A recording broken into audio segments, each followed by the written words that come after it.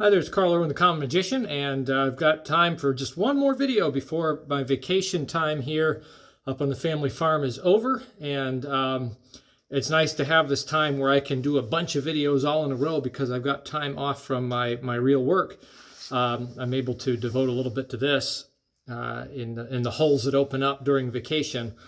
So I just want to talk real quick to tie up a couple loose ends, dust up a couple things that a few conversations I've had over the last few videos we've been talking about. I make these videos based on just what I'm thinking. I don't really try to satisfy anybody's interests out there. I don't think, well, gee, what does everybody want? And then I will make a video on that. I really just do what I feel like doing. So these were the things that I was thinking about while I was on this break, and maybe I'll get a few more. I'll be home for a few days before I get back to work here, and maybe I'll do a few more when I get home on some other topics. But I want to address a few things in a row that kind of cycle around and relate. I got a notification for a video from Chris Ramsey. I don't follow Chris Ramsey very much. I've seen his channel quite a bit, like everybody has, and I've there was a time when I would follow more closely what was going on, but usually I don't notice what's going on unless I get a notification. And I saw one of these really clickbaity titles, something about exposing the biggest secret in magic or something. It's one of those titles. So I clicked on it and watched it. It was relatively long. Lately he likes to give these really heartfelt kinds of talks about things that are on his mind. I guess that's great. That's what I do as well. It's what a lot of us do. But I don't know. Sometimes I'm not sure I understand exactly where he's coming from. I think I understand what he was getting at with it.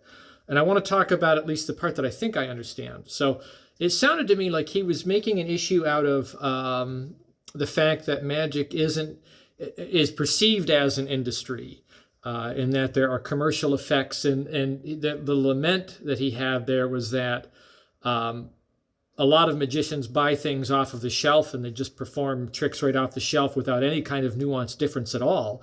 They just perform exactly the effect the way it is, and they put together a series of effects, and then that's their show. And I guess he's lamenting the creativity of that a little bit, and that is sort of it's sort of a trick in and of itself, an industry trick. I'll speak to that in a minute. I think one thing he was trying to explain was that the real magic is really in interaction with people. That's where performance art really is at, is in communication and the way that you relate to people, and that not enough, I think, performers, in his view, spend their time on that. And there's not a lot of real teaching on that either. It's not something that can easily be taught, is how to be enjoyable as a person, right? And how to communicate with a vast array of people, even people that are not like you. And I do understand that and appreciate that, if that was a point that he was making. That was what I got out of it, and I agree. And I've said for a long time that if the method of a trick is the smallest portion of it. It really, the trick is the presentation. And when we say presentation, it's not just the story or the structure of the effect. It's the relationship that you have with people. Are you communicating with people and participating with people and interacting with people? And I don't like trying to say or conclude that is the magic, because that isn't. I think we have to be realistic. The magic in the magic is the not knowing. That's the magic, right? When someone sees something that they cannot explain, that feeling in that moment is the magic. Now, I'm from a worldview that doesn't really subscribe to the presentation of fairy tale magic, right? The magic of Santa Claus, we'll call it, right? Not that kind of indulgence. I subscribe to the magic of wonder in a puzzle. Because I assume that the people I'm performing for fully understand and fully appreciate. This is kind of the Penn and Teller view, that what I'm doing is a trick. And the wonder that they experience is in the not knowing the answer to the puzzle. Anybody who's ever worked on a puzzle, and it's kind of the inverse sensation. When you figure the puzzle out and you complete the puzzle, that's when you get the feeling. It's not in the frustration of finding the solution, but it's in that moment just as you discover the solution. That's the kind of appreciation that you get, and that's the wonder that is satisfied, right? Magic kind of works in that way. It's just that the wonder is in that moment before you know, and you never get to know, right? Now, I will also say this, and it'll kind of get into something I'll talk about here in a minute, which is getting busted. I think that there are plenty of people out there that appreciate magic as a puzzle, and they want to know how it works. And when they figure out how it works, they get a great deal of gratification in that. We'll deal with that in a second, okay? So I don't exactly know what he was getting at. Sometimes I feel, this is just my point of view, and this might upset people. I don't mean to upset people, but I'll just share what I think. Sometimes I feel like these kind of influencer type channels, they take their subject matter more seriously than viewers take it. You know what I mean? Or I guess I'll put it this way. Maybe they take it as seriously as they expect their viewers to take it. Maybe that's the right way to put it, right? Assuming that people watching Ramsey take it as seriously and as heartfelt as he does, this really speaks to them. But I'll give you my feeling, my personal philosophy on this. Deception doesn't belong to anybody. It's not an industry. There is an industry in magic. It's like that big. It's so small. It's mom and pop shops, and they don't make hardly any money. Even the very biggest stores are really nothing. There are no operations. They have a few employees. That's it. They are really all small businesses. They're all very small businesses. It seems like they're big businesses because it's an interest that we have, but there is no such thing as a big business. I'm up in Vermont right now on the family farm, as I said, and just down the road I'm a trumpet player, and there is a brass mouthpiece maker just down the road. Stork is the name of the company, and if you're a brass player, you know who the Storks are, and you know their products. And Phyllis Stork, who is it's husband and wife team, she's the consultant. She'll sit with the greatest brass players in the world. I mean, you can think of the biggest brass trumpet player, or trombonist, whatever that you can think of right now, and she has spent personal time with them, consulting them on what they should be using. And it's expensive to do it. My wife and I, one time, this is about 10 years ago, we decided to just go visit. So we called ahead and said, hey, we just want to see the operation, come by. It's a mom and pop shop, but it's one of the greatest mouthpiece makers in the world. It's just a husband and wife in a barn with some lathes. One of the biggest, most widely known companies for that particular product in the world. And that's how big it is. Magic companies are smaller than that. They're warehouses. They're warehouses for effects, and they're always on the brink of destruction, financially, keeping low overhead and whatever. There is an industry, but it's not a big industry. It's just this tiny, piddly little thing. I like to say magic is really a subset of the topic of puzzles and games. That's really what it is. And it's very much related to puzzles and games. Magic is not some kind of I'm going to make people mad. It's not some high art form with an inner circle and a code and blah, blah, blah, blah, blah. Anybody can deceive anybody else any way that they choose and perform a magical effect and do it extremely well. You don't have to subscribe to any kind of code or any kind of society or any kind of membership or any kind of anything. Right? Deception is free and available for everybody, and you can do it for all the good, entertaining reasons, or you could do it for all of the bad, nefarious, criminal reasons. It's really available to everybody. And that gets me to the next thing, being busted. So how do you get busted? Now, why am I bringing this up? We were talking about stacks over the last couple of videos, and I was making a point that I think that you could have a stack that hardly has any kind of mixture in it, just the bare minimum, and do it better than passable magic. I think you can do expert level performance with a stack that is barely mixed up, if you're presenting it realistically like you would really present a stack. This came up to a comment in the comment section on one of the videos about a particular book on a particular type of stack. It was the Joyelle stack. I think it's Martin Joyelle, and the 6-hour memorized stack. And the discussion was that in the book, he goes into depth about what makes randomization, what is the appearance of randomization and all the ways that matters. I think that's a really important deep dive if it really matters, but I don't think it has to matter, right? That's kind of the point I'm making. I think that if you were going to pass out a deck of cards and make a real big issue out of the fact that they are random, then those kinds of stacks would really matter. But nobody actually does that. And the comment that I got back was, well, I've been busted before by engineer friends and people who think analytically in that way. I totally understand that. I know I have a father. My father works for an engineering firm, and he thinks exactly that way. I've done tricks before that were based on stack, and the fact that there's a stack, there's not an ounce of self-working nature to the effect at all. Yet he'll conclude. Well, what's the order of the cards, right? He goes right there. So the question is, how do you deal with that? And there's one aspect of this that says, well, you want to be able to give them the stack and find nothing wrong with it. Personally, I feel in those moments that I'd want to give them the stack and have them find exactly what was going on with it, because it really doesn't matter. As I said, this does not belong to some code in some society, in spite of what a lot of people think. I think there's a lot of mystery that goes along with magic and these rules about magic and code, and I think it's all nonsense. It really is. It's a puzzle. It really is a puzzle, and it's okay if people figure out the puzzle. We actually have a TV show that's now long-standing on this and running on almost 10 seasons now, and that is Fool Us. And you see people get busted. The show is about getting busted. It's about busting the top magicians in the field. That's what the show is about. And how do they react when they get busted? Here's how they react. They say, "You got me." That's it. That's the right way to get busted.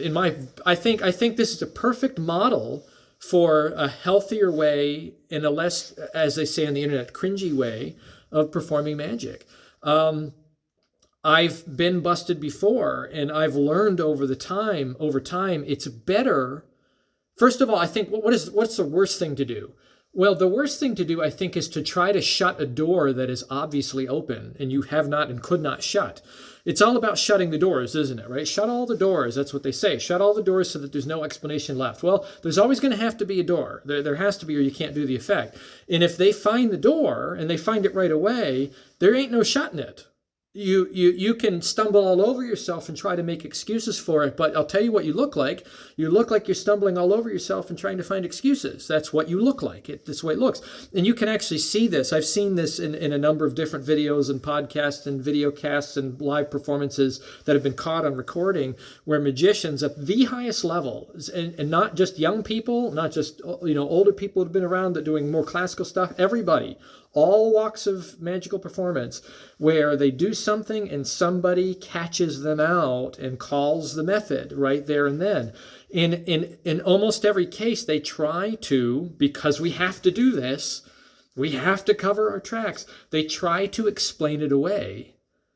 And it always looks bad. It never works. It never looks good when you try to do that. So here's another angle for those of you that are worried about getting busted and want to know what to do when you get busted. When you get busted, show them how the trick works. Admit it. Show them how the trick works, right? At least get some enjoyment in that. That's a human interaction, isn't it? I mean, there's more magic in that than in, trying to weasel your way out in a feeble attempt to make something that is no longer magical seem magical. What's the sense in doing that? Show them how the trick works. Admit it. Whatever. It's fine. It doesn't matter. It is only a puzzle. It's just a little piece of, it's a trick. It's a piece of deception. And in that moment you got caught, and guess what? It's not deceptive anymore. So explain it.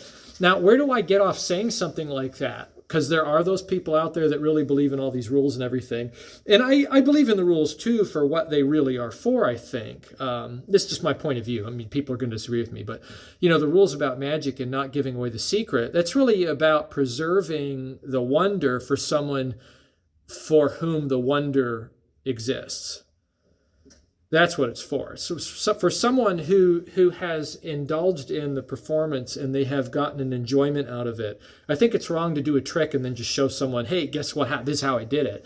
That's really what that rule is about. It's not about getting caught, though. I mean, if you get caught, you get caught. It's better to get caught and just admit it. But here, I'll point to this. Danny Day Ortiz, who I like to talk about a lot, because I think his magic relates so well to the common magician. Doesn't seem like it should, but it really does, the way he does things. And I think common magicians can learn a lot from people like him and Leonard Green and people that do things. Common magician magic is not just about self-working tricks and hands-off methods. I think it's also about audience management and interaction, and open controls and boldness. I think that has a place for the common magician. Where practicing knuckle busting moves is not something that needs to be done. Instead, you can invest your time and your thought into audience interaction and management. I think that's a better place to be. Danny Day Ortiz has said many times on his lectures, on his videos, he withholds nothing. He sees no reason to withhold anything from anybody, and he freely will teach anybody anything that he does. And I think that is so super healthy. I don't understand why he wouldn't be kicked out of all of the societies that he's in for saying something like that, because that stands against everything that a lot of those societies stand for. But I think he is more correct about what magic really is as a performance art and also as an entertainment piece, right? That it is a puzzle, and that's how it serves. That people can get gratification, even if they never perform, out of understanding how the deception worked. So when you get busted, show them the trick. Big deal. You might as well get something out of it. You might as well get some human interaction out of it, and you will look better when you do that. When you, first of all, admit the true nature of what you're doing, and engage with a person in a realistic, honest, human level. So that's my suggestion. Another place I've seen a good example of what to do when you get busted is the old movie The Illusionist came out over 10 years ago, maybe 20 years ago now. Around the same time The Prestige came out. Edward Norton plays a Victorian-era magician, and the king, right, the bad guy, the pompous jerk, after the performance, he calls out what he thinks were all the methods for the tricks that he does and says, it just can be explained away in some kind of, it's not really magic. It's just always a perfectly good logical explanation for it. And he gives these examples. And Edward Norton's character, the way he deals with it is he says that could be an explanation for what has happened, right? That's how he says. I think that's a much healthier way, is just admit, it's one way you could do it.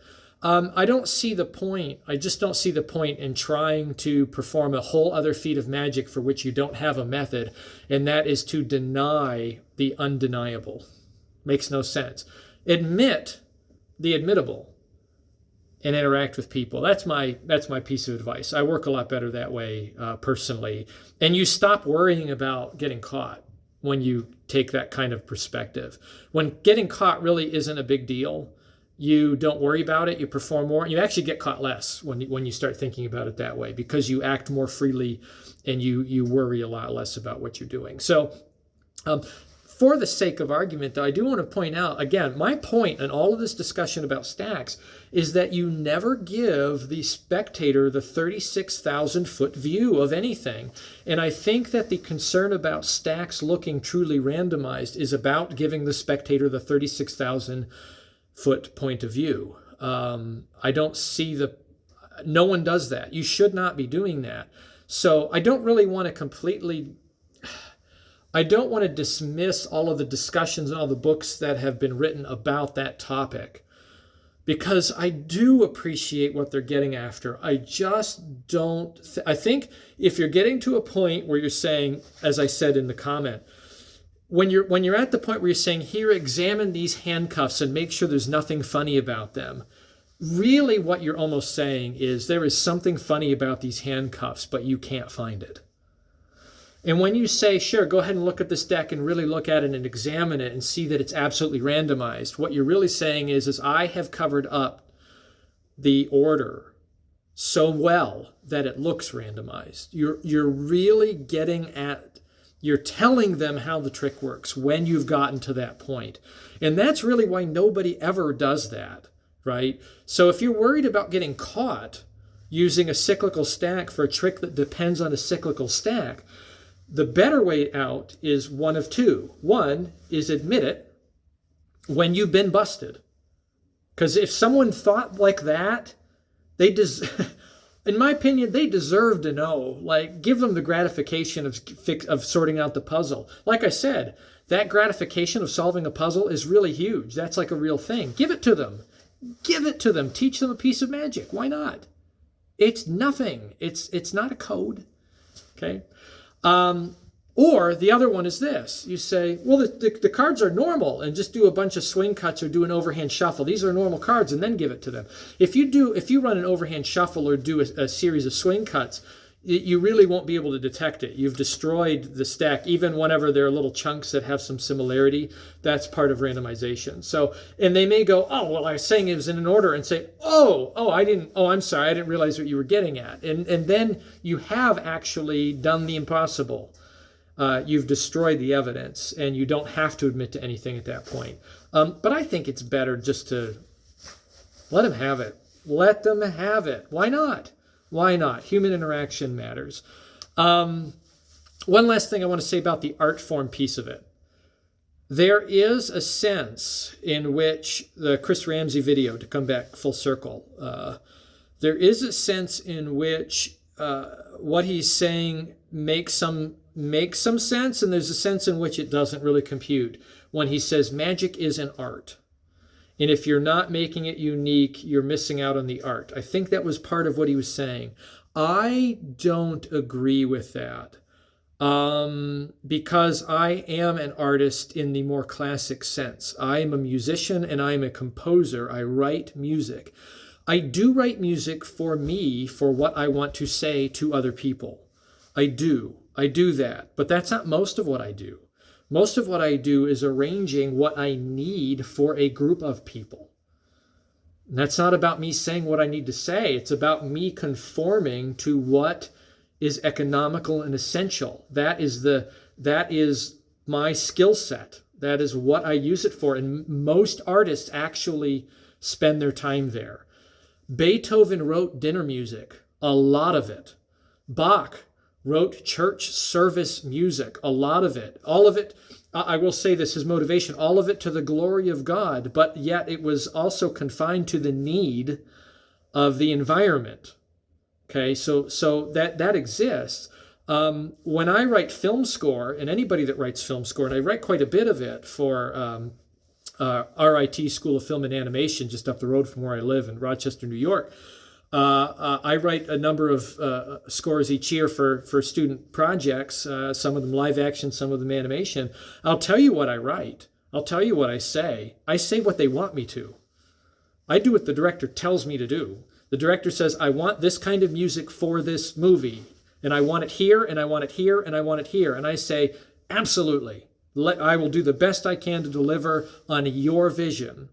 And that's a majority of what we do. Visual artists do the same thing. They do a lot of commercial work. Most of what they do, very, very little of what they do is going to be really about them saying something that is deep from within. And this idea that magicians have to be like that is really absurd. Magicians have to grind it out, especially professionals. They're going to go do work for people, for entertainment purposes, that are going to satisfy the venue that they're performing for. And they're going to take things off the shelf that fit that venue, and they're going to learn it, they're going to integrate it. They might nuance it a little bit, but generally they're trying to be economical and very safely put together a routine that can then be presented. And I think that is largely the way magic is done, at least on the industry side, as much of an industry as there is. And there ain't nothing wrong with that. There's nothing wrong with that. I wouldn't want to dismiss that at all. Can that be unsatisfying for some, like maybe Ramsey or some others? Sure. But I don't think it's completely accurate to make that claim for everybody. It just doesn't make sense. You can really take everything off the shelf or do commercial art of any kind for an entire lifetime and be extremely satisfied. And don't let anybody tell you any differently, because it's up to you. It's really about your wishes and your desires and what you want to get out of it and how you want to live your life in that kind of line of work and that kind of creation. So anyway, good luck with that. I'll see you probably on the other side at some point once I get home, and hopefully some of this resonates with you. Good luck with it. Happy magicking.